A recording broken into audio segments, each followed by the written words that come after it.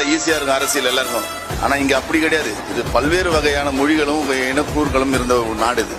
இங்க அரசியல் பண்றது அவ்வளவு சாதாரண விஷயம் இல்ல. ஒருத்தர் வராருன்னா அவர் எவ்வளவு புரிதலோட, எவ்வளவு தெளிவோடு, எவ்வளவு படிச்சு, எவ்வளவு புரிஞ்சுக்கிட்டு வெளியே வந்திருப்பாரு. நீங்க ஒரே சுத்துல அவருக்கு அரசியல் தெரியுமான்னு சொல்லிட்டு தூக்கி போட்டு போயிட முடியாது. அவர் அறிவாளி தான். அவர் படிச்சது எனக்கு எப்படி தெரியும்?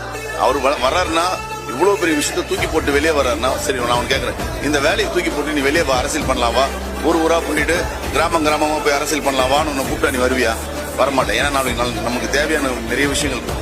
அப்படி எல்லாத்தையும் தூக்கி போட்டு மக்களுக்காக செய்யணும்னு ஒரு மனுஷன் வராருல்ல, அவரை வரவேற்போம். என்ன இருக்கு? தப்பு இருக்குது, தப்பா நியாயமானது அரசியல் களத்துக்கு இறங்குனதுக்கு அப்புறம் அதுக்கப்புறம் நீங்க விமர்சனம் பண்ணுங்க, பேசுங்க. வர்றதுக்கு முன்னாடி ஒரு மனுஷனை இப்படி கேள்வி கேட்கறதுன்றது எந்த விதத்துல நியாயம் தான் எனக்கு தெரியல. நான் வரவேற்கிறேன், அவரை வாழ்த்துக்கள் சொல்லுவேன், வரவேற்பேன். எனக்கு எல்லா உரிமையும் இருக்குது அவர் சொல்றது. அதே மாதிரி அவருக்கு எல்லா உரிமையும் இருக்குது.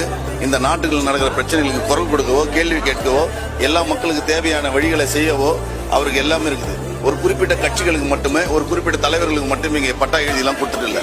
இங்க எல்லாம் இந்நாட்டு மன்னர்கள் தான். உனக்கு இருக்குது, எனக்கு இருக்குது, அங்கேயும் இருக்குது.